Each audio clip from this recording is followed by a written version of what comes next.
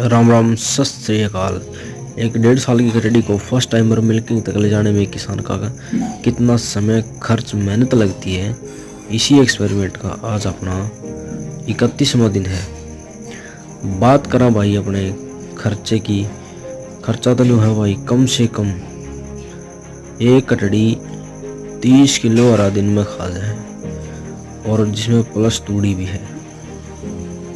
तूड़ी ज़्यादा नहीं मिलाते नहीं है, थोड़ी ही मिला हूँ, फिर भी लग गया तो है ही। बात रही चून की, 1.5 किलो चून खा जाए। बात रही समय की, 31 हो गए भाई, और ग्रोथ देख सकते हो आप लोगों के सामने। अंत वीडियो देखने वाले सारे भाई